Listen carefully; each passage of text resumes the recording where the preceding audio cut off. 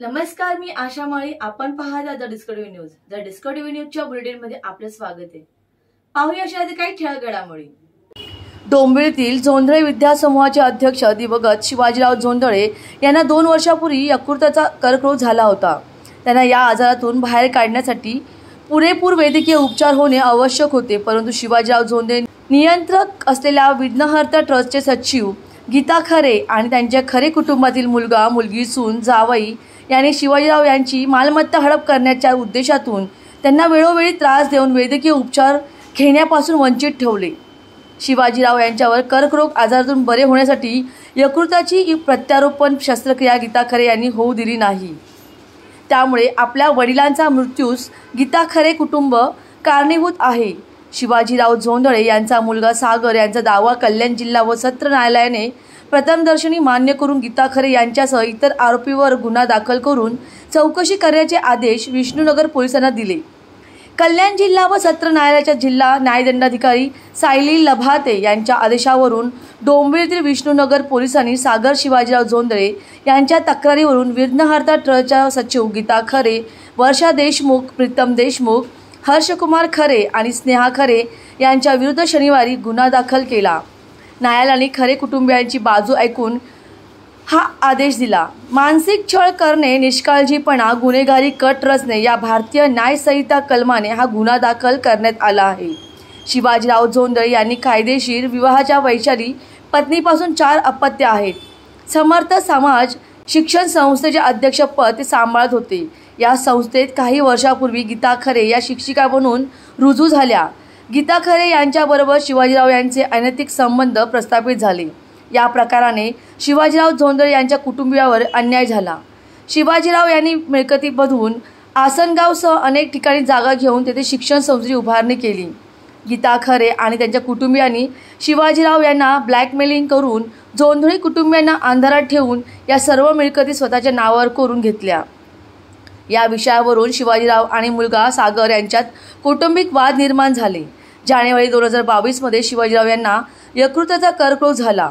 वितुष्ट दूर सारून मुलगा सागरने त्यांची काळजी घेण्यास सुरुवात केली.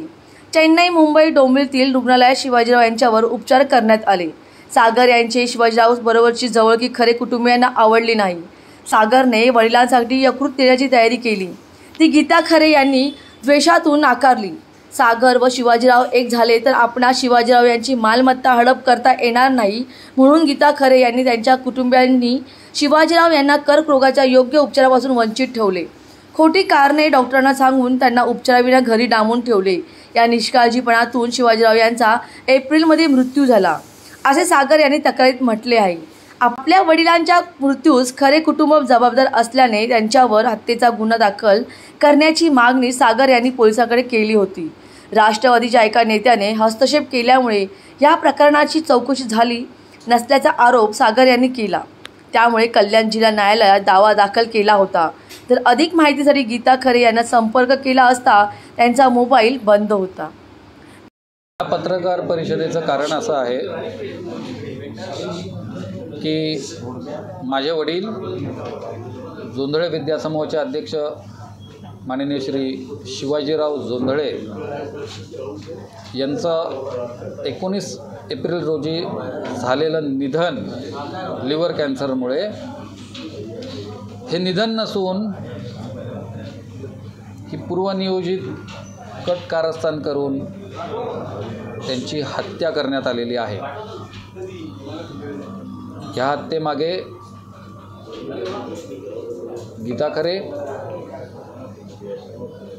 वर्षा खरे, प्रीतम देशमुख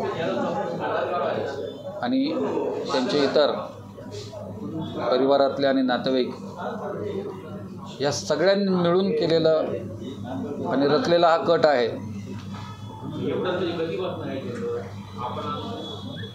याबाबतची तक्रार मी विष्णुनगर पोलीस स्टेशनला दिलेली आणि प्रशासन त्या प्रशासनावर दबाव टाकून प्रमोद हिंदूरावांच्या मार्फत हे सगळं दबाव तंत्र टाकण्यात आलं. कल्याण येथील गुंड प्रशांत देशमुख याच्यामार्फत गुंड पुरवण्यात आले गेले आणि ही सदरची हत्या आमच्या वडिलांचा उपचार, आमच्या वडिलांना प्रिस्क्राईब केलेली औषधं पासून वंचित ठेवण्यात आलं. ती औषधं देण्यास मनाई करण्यात आली. त्यांना शेवटच्या त्यांच्या मृत्यूच्या 10 दिवस प्रत्येकाला त्यांना भेटण्यापासून, त्यांच्यापासून कोणत्याही प्रकारचा ॲक्सेस करण्यापासून वंचित ठेवण्यात आलं. त्यांना हॉस्पिटलमध्ये इमर्जन्सीमध्ये ॲडमिट होऊन जो इलाज घ्यायला हवा होता त्याच्यापासून वंचित ठेवण्यात आलं. त्यांना 10 तारखेला जी त्यांच्या पोटामध्ये जे पाणी भरलं होतं मोठ्या प्रमाणात, ते पाणी टॅपिंग करून काढल्यानंतर 2 तासामध्ये त्यांचा डिस्चार्ज घेण्यात आला.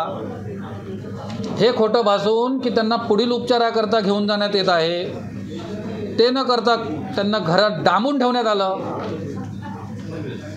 त्यांना कोणत्या प्रकारचे गोळी, औषधं, पेन किलर्स हे देण्यात आले नाही. त्यांच्यासाठी काम करणारे त्यांच्याबरोबरचे सहकारी जे त्यांच्या लिव्हर कॅन्सरमध्ये त्यांना सगळी त्यांची सेवा करत होते, त्यांना सगळ्यांना घरातनं बाहेर काढून देण्यात आलं. त्यांना कोणत्याही प्रकारे घरी येऊन दिलं नाही. कोणी केलं हे? कोण? गीता खरे हे कोण लागले? गीता खरे यांच्याबरोबर आमच्या वडिलांचे काही वर्षापासून अनैतिक संबंध होते. या संबंधांमध्ये या गीता खरेंचा आमच्या वडिलांवर इन्फ्लुएन्स होता आणि त्याचबरोबर जी माहिती मला नंतर भेटली त्याच्यावरून माझ्या वडिलांना त्यांच्यामार्फत ब्लॅकमेलसुद्धा केलं जात होतं. यामध्ये मोठ्या प्रमाणात आमच्या वडिलांचे पर्सनल बिलॉंगिंग्स,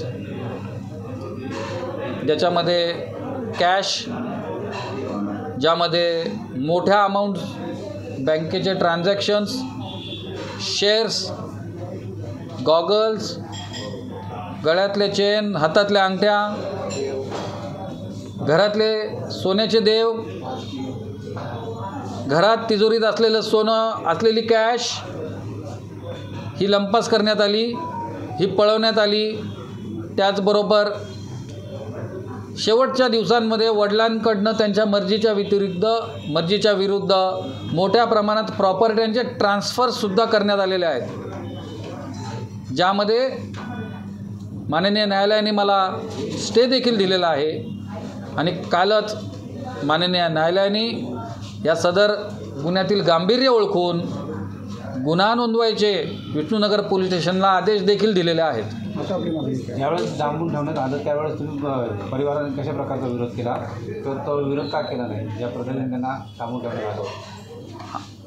तर 6 तारीख ते 16 तारीख मी शिर्डीला साई पालखीमध्ये चालत होतो आणि सर्व प्रकारे आमच्या वडिलांचा संपर्क हा सगळ्यांपासून तोडण्यात आला होता. त्यांना 3ऱ्या माळ्यावर डांबून ठेवण्यात आलं होतं आणि डॉक्टरपासून सगळ्यांना हे खोटं भासवलं होतं की त्यांना पुढील उपचाराकरता चेन्नईला घेऊन जाणार आहोत. आणि याची कुणालाही कल्पना येऊन दिली नाही की त्यांच्यावरती उपचार बंद केलेले आहेत.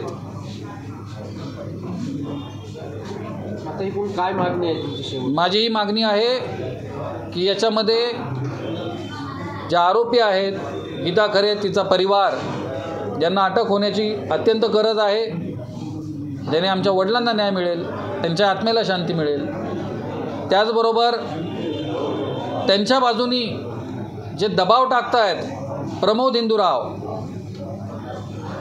जे गुंड मुलं, गँगवर जे लोक वॉन्टेड जे आरोपी सप्लाय करतायत, ते प्रशांत देशमुख, यांनासुद्धा या गुन्ह्यामध्ये सहआरोपी करण्यात यावं. त्यांच्यावरती सुद्धा कायदेशीर सर्व त्या प्रक्रिया राबवण्यात याव्या.